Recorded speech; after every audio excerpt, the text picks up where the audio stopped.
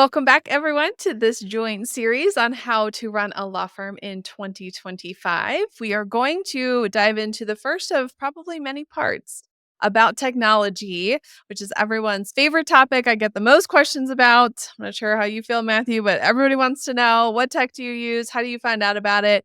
So we're going to start this episode with some context and some foundation about how do we decide when to bring on new tech? How do we decide to get rid of tech?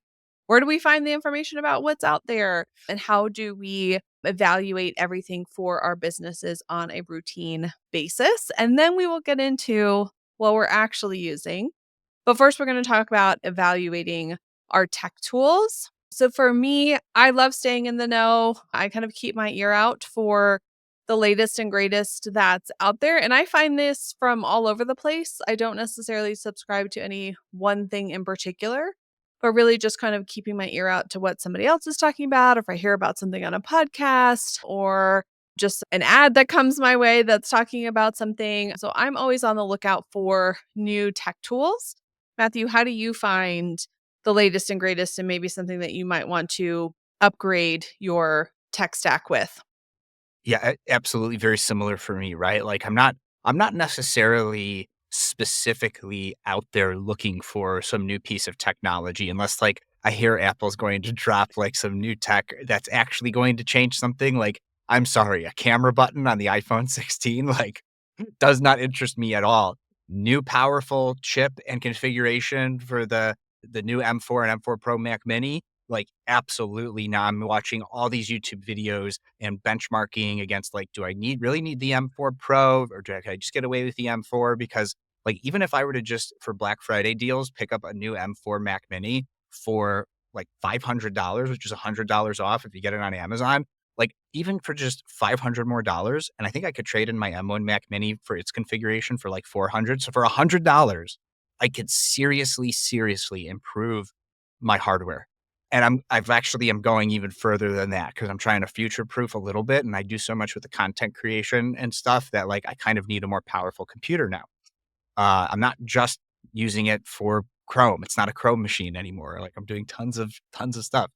And like the AI stuff and like everything. So like I need more powerful processor. So I am doing a little bit more focused research into like, okay, I'm trying to improve my like main hardware, which is the Mac Mini that I leverage. And for other things, like I had a Surface for a really long time. And I almost got my Surface. I got the Surface Pro X just because of the form factor. It was new at the time. So I figured, hey, the tech is like I'm not like super into the specifics of like the tech and the processors of this, that usually, but like, okay, it's the newest Surface. This was in like 2019. So it's going to be better. I understood there was some weird things with like the architecture was a little different. But like the bezel was so thin, the device was so thin, the keyboard was so thin. I was like, oh my gosh, this is like way better than a laptop experience, but it's kind of like a mini laptop experience. And then that got real old, like literally, like it got old, and you got to upgrade that on the go setup. It was going super slow, and I started my own practice, and I still had it for like 2.5 years into my new practice. And so when the Mac or when the iPad, the M4 chip iPads came out, there have been a lot more features like Stage Manager mode for iPads, and they even have it on Mac OS too. You could do that if you like that setting. It became closer to a laptop. So with the M4 iPad and the Magic Keyboard, I was able to say, okay, finally I could have like the touchscreen thin travel experience that I can't get from a laptop, but I was getting from my Surface. So like that's like the most nuanced I really get when it comes to like the what's inside the guts of the hardware tech. And for software stuff, like I subscribe to Bob Ambrosi's Law Next. I follow Nikki Black on LinkedIn. I am also subscribed to Artificial Lawyer. So like I try to stay with like cutting edge when it comes to legal tech. But look, at the end of the day, legal tech does so little for me. I only use a few legal tech tools. They may be sponsors of this podcast and a couple more, but that's it. Like it's not super crazy. Yeah, I find the same experience. I don't get a lot of benefit from tech developed specifically in the legal industry. I often find it's a little behind, like what they are launching as the latest and greatest. I'm like, I've had that for 3 years with something else. But I think outside of the legal industry in particular, there's a ton of cutting edge stuff. And it can be really easy to get overwhelmed and do the shiny object syndrome and go to the, oh, now so and so launched this. So now I got to go over here. And so for me, I really try and identify those tension points, like you were talking about, where I'm thinking, the surface is okay, but I really wish it did X, Y, and Z. And then keeping my ear out for something that may fill those gaps. And does it make sense cost wise? So that's Mhm. always the trade off is what am I going to get for this for the cost of it? And if it's going to save me, right, an hour a week, 10 hours a month, whatever it is, I have to do that math to be able to say, yeah, this is going to make a lot of sense for me. That's how I make the decision on the front end. But then I also try and do that every 6 months to at least every year on the back end once I do put something into my tech stack. Sometimes I'll use it for, like, the first 2 weeks, and I'm super jazzed about it, and then I really don't have a need for it, and so I want to make sure I'm not paying for something I'm not needing, or that I didn't find, Lawmatics, for example, can do scheduling now, so do I really need Acuity anymore? Like, is the user interface as great? No, but could I save the cost and not have double and make my life kind of a lot worse because it's not all integrated? Those are kind of the questions that I look at least once a year to say, can I consolidate? What am I paying? And is it actually making sense for the business? And then just trying to keep my ear out for those gaps that I may have felt but haven't found a solution for yet. Yeah, yeah, and it's definitely rare for me, but you mentioned ads too. Like I do hear like I listen to a lot of tech and entrepreneurship podcasts. I think we talked about that in an earlier episode. And sometimes the ads on those are actually relevant for me as a small business owner. And I can't think of necessarily any that I'm like currently using, but I've definitely gone and demoed some tech that I heard advertised on a podcast. So I think, and I know for a fact that people have signed up for my sponsors because they heard it on my podcast, right? So I think that podcasts in general or ads can be a way to learn about these things. But then you go and get your hands dirty and you actually demo the tools, right? Like very rarely are you just signing up and using it. Like with Lawmatics and legal tech in particular, like kind of that's sometimes, and I think this is not a great thing. I mean, sometimes it's good, sometimes it's not, is they make you demo it first or they make you get on a call because they think that helps with the sales cycle. And sometimes just give me a demo, like give me the keys, like a temporary key that expires and let me play around with the tool. For most lawyers, probably maybe that's not a good idea if they're lawyers over a certain age or they're not particularly tech savvy. But like with Lawmatics, I remember like they even have like some light client portal features. And I was like, whoa, you make some of these more robust. And I might not just use you for, the reason that for drip campaigns and like CRM and other things, like the main reason you design, like I'd use you as a light client portal solution. And so so while that was a no for me at the time, I have a calendar reminder to check in. And I said, hey, if you launch these features, whenever it is in your product roadmap, reach out to me, like, cause that's something that I'm interested in. So even if it's a no from a user standpoint for particular tech, like, yes, you want to put in a reminder, review this in 6 months. But also, hey, this wasn't a good fit at this time. Maybe it's a good fit now in the future because there were some things that I liked about this technology. Like, do you prefer to get your hands on something and play around with it before you become a customer? Like, what's been your demo, whether it's hands on demo or not hands on demo type experience? Yes, I have to get in and be able to play with it. I get really frustrated at software technologies when I hear about them and then I go to their site and I cannot figure out what they do. Like it's all this like marketing language. I'm like, okay, but what does it actually do? Like, how does it work? I want to see screenshots. And ideally, I would like to have a demo so that I can actually get in there and play with it and see, what does clicking on this do? And what if I add this here? And is this going to work for me? Well, my flow is to do it this way. Can I use that or am I going to have to change up my flow? Like, yeah, I want to be able to apply it to my own business. And so ones that don't have any sort of demo or any like real information about features, I tend to say that might have sounded really cool and your ad might have been awesome on that podcast, but I can't commit because I don't know what it's going to do. And I really hate getting into something, putting in my own data, and then realizing it's not gonna work. Like, that it feels like a waste of time to me, and I think that's why it took me so long to change case management systems because I used Clio for 9 years, and, like, it was alright. There was a lot of stuff it didn't do.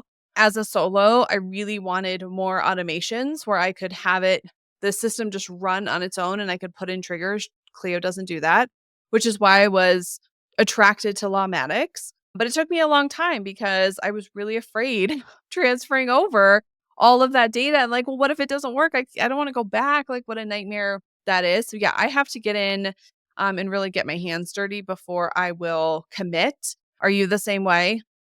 Yeah, and you just made me think of some jargon that I'm gonna throw out there for folks who are, like, in this. So what you just described, Lauren, is called switching costs. Like, what are your switching costs? Yes, certainly there's the cost of what it costs to use the software, but what are the will you have in my instance, if they're subscribed, will there be inadvertent churn where somebody becomes unsubscribed because I'm switching from one platform to another, right? And I even recently discovered how, since I integrate with Stripe and SweetDash, I can, if I just wanted to, like, take them totally just right into Stripe because all their payment information is saved in there. So actually, my switching costs are just the time it takes for me to do that, not necessarily that I will lose them, but there are always switching costs whenever you're switching from one piece of software to another. And and you might think, well, conversion software, like I have to convert the files from one file format to another file format. There's some software that does this for you now. It's very, very expensive. So there's that, like, literal switching costs. So, like, it costs money to pay to have things switched. But even just more broadly as a concept for you to understand is, if you're switching from one software piece to another, that there might be other sorts of immaterial switching costs that are part of that.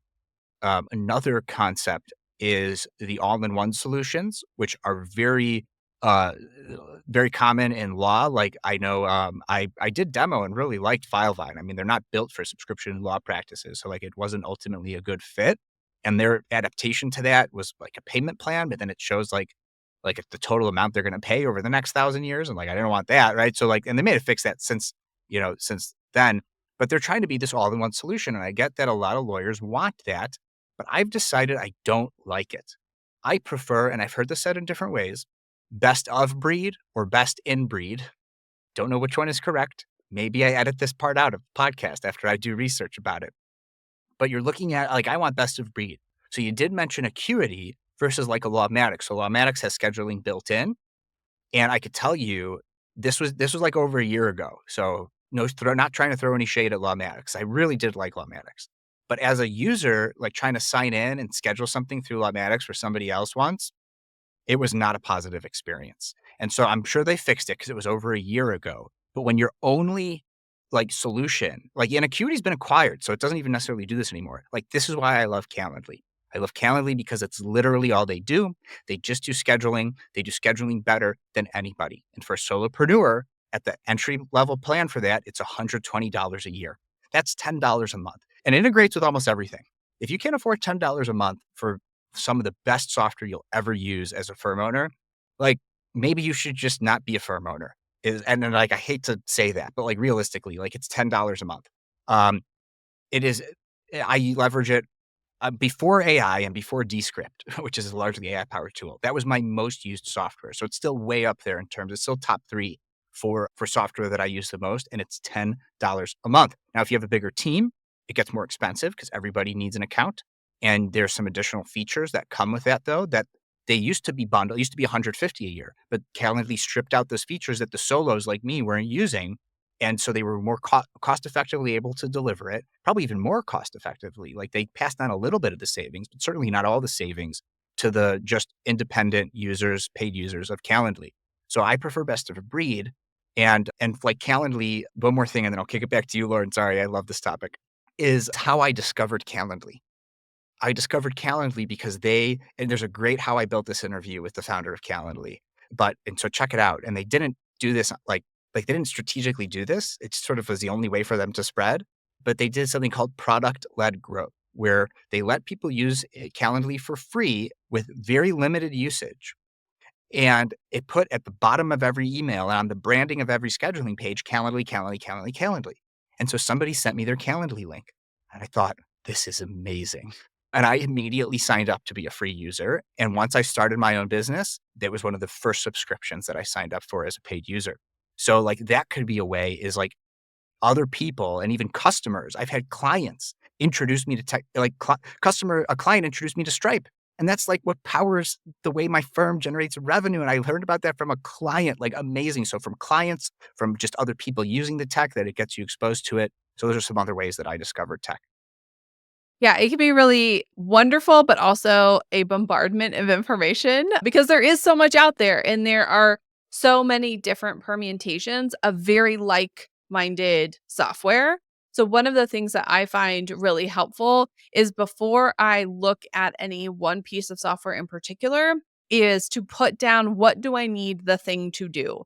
Like, I don't have anything in mind. Let's take scheduling client meetings as an example. Like, what do I need it to do? Okay, I need to be able to send a link that somebody can see my calendar, which means I have to have this online calendar sync with my actual calendar so I don't get double booked. That's a big deal, right?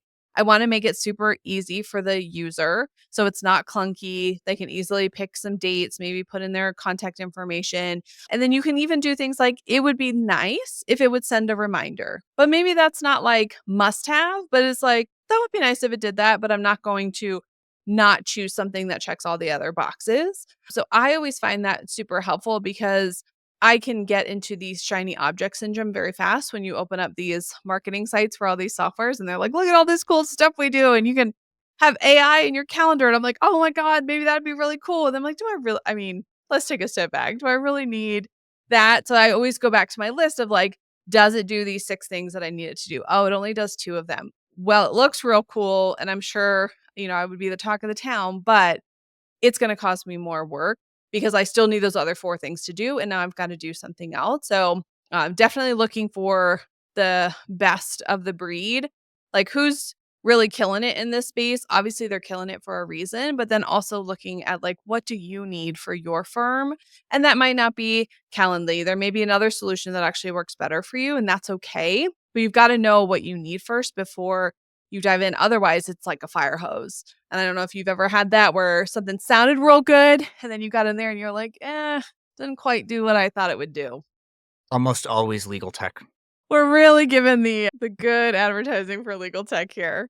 And you reminded me, Lauren, that, there are sometimes you have to ask the question, and I listen to a lot of legal tech podcasts, and they're not always like legal tech focused, but they're technology for legal focused podcasts. And something they say all the time, and I think this is totally true, but this is not necessarily the message of our podcast, but I want to put it out there, is you have to ask the question, does my current tech stack already do the thing or things? Because probably with like Power Automate, if you're a Microsoft user, might actually do a lot of automation things that you might be paying Zapier to do or Make.com to do, or if this, then that, right? And so, like, maybe your existing tech stack just does it. Microsoft has a Calendly like solution called Microsoft Bookings. I also think it's garbage from a user standpoint of like having to sign up for times on it. Google Appointments is okay. It just lacks so much of the rich feature set of Calendly. But like if you're already a Google Workspace at a certain level subscriber, I think maybe it's $12 a month. If you're at that level, I think you get all these, you get Google Appointments and some other features in there for like some newsletter stuff. So like you don't need a third party newsletter thing. Because if you're at $12 a month or up in Google Workspace, there's some rich feature sets for newsletter style emails built right into when you open up a new email. So like you could ask, the question, does my tech already do this thing? And to another point that you said, Lauren, is okay, like, does it send a reminder or does it connect to my calendar? And like, does it do these things? You got to think of non-tech standard operating procedures, right? So like my life goes into my calendar. My wife puts things into my calendar to make sure like I don't get booked during something, right? So like that is really important to not just adopt the tech, but adopt the standard operating procedures in your business and in your life that help comport with the usage of the tech the way that you intend to use it when you did what Lauren said and you figure out what do I need to do this tech to do for me and for my firm before I just sign up and subscribe. Yeah. I'm curious because neither of us bill by the hour. So it can be a very easy equation if you can estimate, oh, this is going to save me right an hour a week. And if I bill $200 an hour and this thing is $50, then right, that math is super easy and it makes sense. But for me, I'm like, well, I don't bill by the hour and I couldn't tell you what my hourly rate is. So do you have a system or equation in terms of like if you are going to add something in it like the cost versus the time savings, or maybe it's not the time savings, but it's like a increase in client experience. Like this is, oh my God, my clients are going to love this. This is going to make working with me so much better. How do you sort of do that equation in a more analytical way? Or is it just sometimes, I'll be honest, it's just gut for me, but I'd like to be a little bit more specific about it. Well, like the gut things, it's a really great question. And the gut things are like, okay, like I remember when I first signed up for Adobe because I needed e-signature software. I did not do any calculus for that, right? I knew I didn't want DocuSign because at least as far as I knew at the time, and I've signed a million things with DocuSign, and there's some other ones like Dotloop and some other things, right? And I needed a PDF editor too, though. I needed a robust PDF editor in addition to e-signature software. And look, Adobe, it was $20 a month. I'm like, sort of with the Calendly thing. If I can't afford $20 a month for mission critical software, that's more gut. Is it mission critical? You kind of need to do it. Another thing that I did a little bit of both with is Formula, which is through the Illinois Institute of Continuing Legal Education. And what they do is they've using like hot docs or like it's slightly older automation software.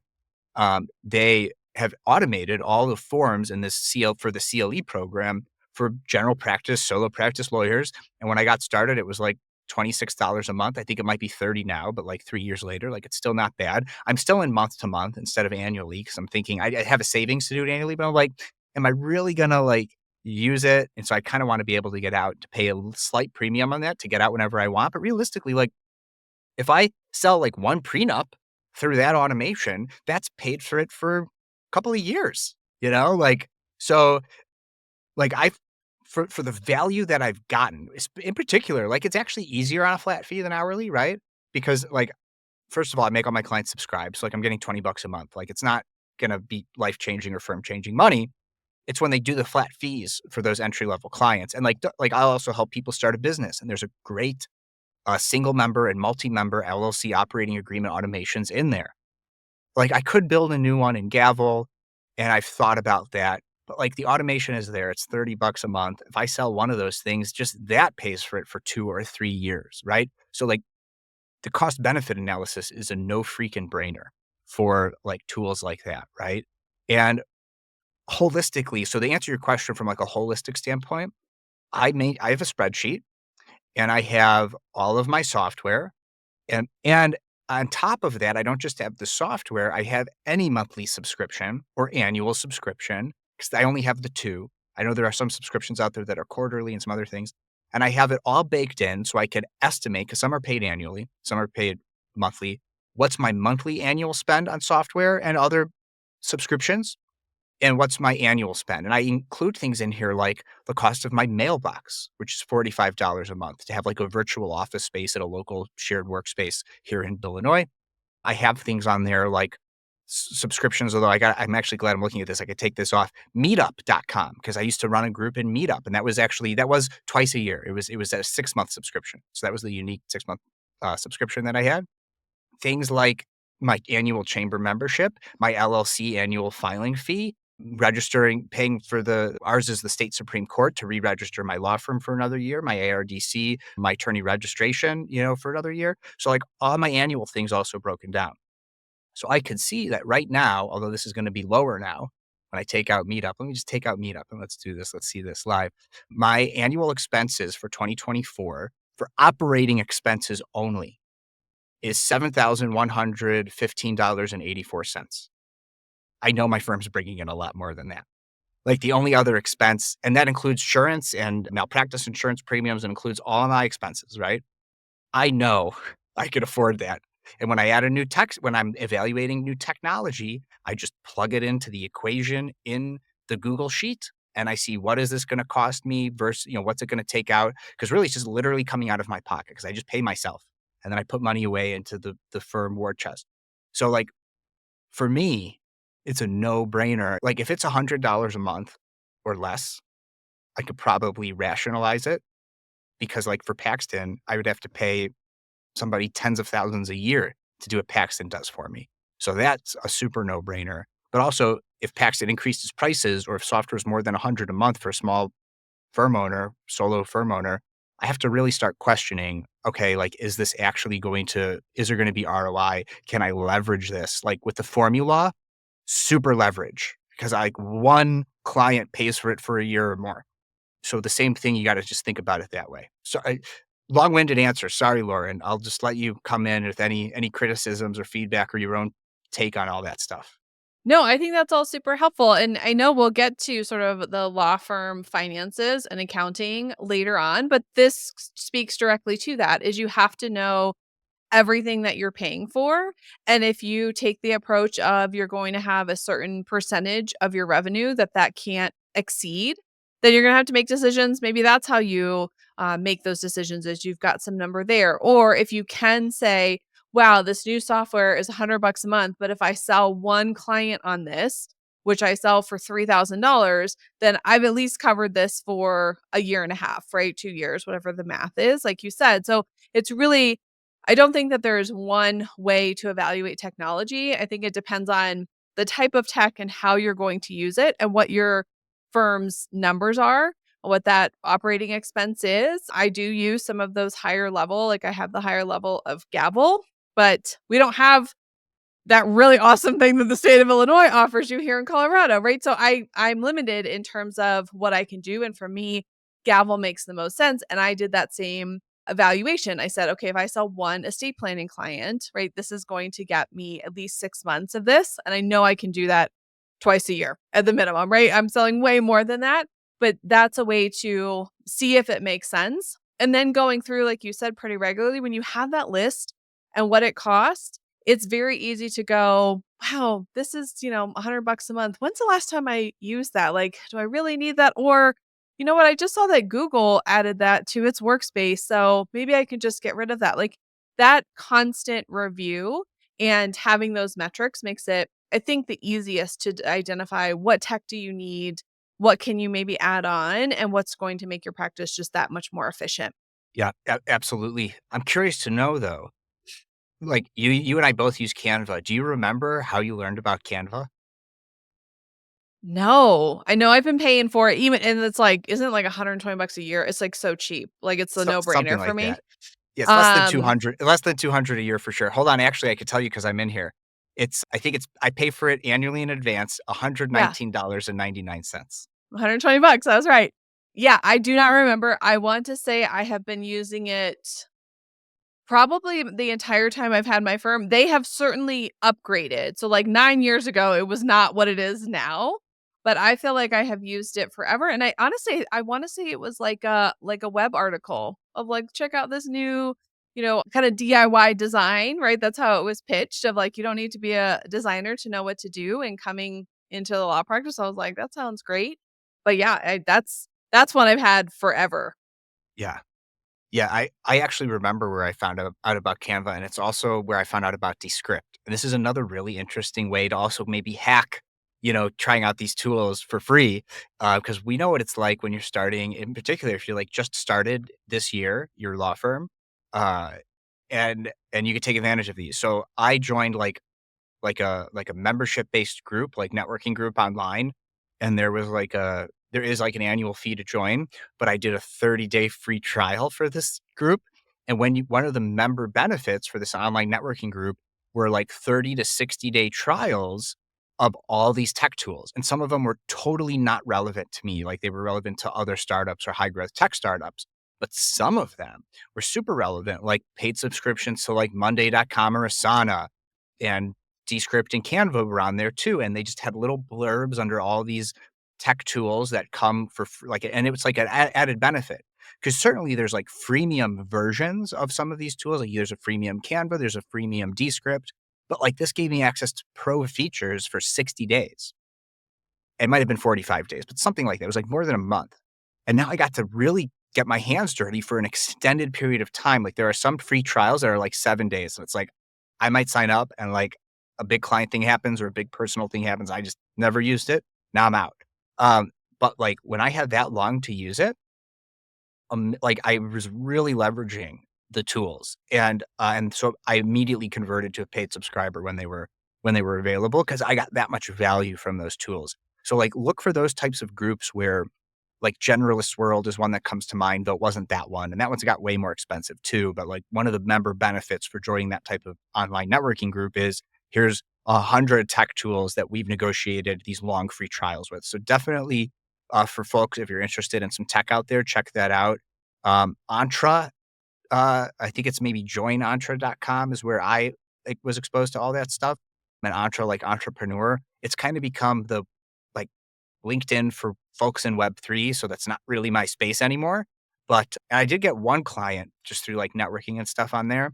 But like that was where I was exposed to these tech tools for the free trials. And I also don't know if they're offering like a free premium membership to their platform anymore. I even think LinkedIn does something like this too. So like check it out, look into those types of things, and that could be another place you could find stuff. Anywhere else, any other tidbits on like evaluating and discovering tech for your firm, Lauren? I would listen to podcasts. I get a lot of ideas from folks. I think I learned about Descript from you, Matthew, so you passed it forward.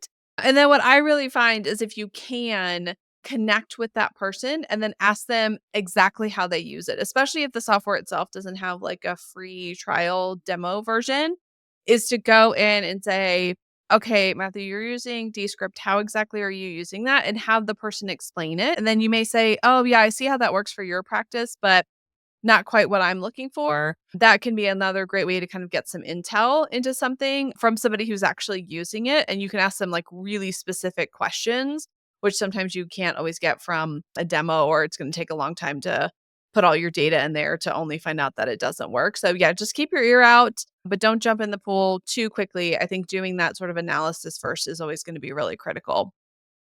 Yeah, and if you decide on a tool as far as hardware is concerned, I mean, I would just watch some YouTube videos of people actually getting their hands dirty with it and sometimes comparing it to other things. That's what I did with microphones. That's what I did with some other hardware. That's what I did with this wallet that is a MagSafe wallet for my phone. That's also a Nice.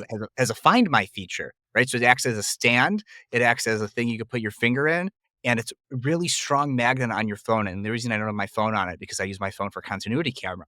So so, like, I watched a YouTuber that, like, he literally attached 20 of these to his phone and, like, shook them. And I was like, "That's the thing I want." And that has nothing to do with law firm stuff, but, like, you could do equivalent for that for, like, software or hardware. I found it more useful for hardware, but there's definitely software comparisons and stuff on YouTube, and Descript has thousands of videos on, like, how to use their stuff. So I would definitely if you see that level of support from a software company, then you know, "Oh, yes, this, like, I will get the support I need too." Well, with all that, we could probably I am amazed, Lauren, that we talked this much about evaluating tech before we got into tech. Are you? Yes, we're trying so hard, but there is a lot to it. Running a law firm is really freaking hard, and there's a lot to it. But hopefully, hearing our thought processes and how we evaluate tech is has been helpful. And I know everybody is just anticipating to find out. We've given a little snippets during this episode of certain technology that we use, but we will get into it next time in terms of both our hardware, so the actual like computers and equipment that we use, and then the software, and kind of going through in different categories the software that we use, what we like about it, what you might want to consider, so that this could be your place to find out about all that new tech and actually hear from folks who are using it every day. So if any of these episodes have been helpful for you, please share it with other law firm owners who you know. Share it in groups that you're with for other lawyers where there's some firm owners or even some attorneys who are thinking about starting their own practice. We named this How to Run a Law Firm in 2025, but a lot of these things are super relevant if you've been on the fence or you know someone who's been on the fence that is thinking about starting a law firm. So please share this. That's going to help folks out. All right, until next time, we will see y'all later.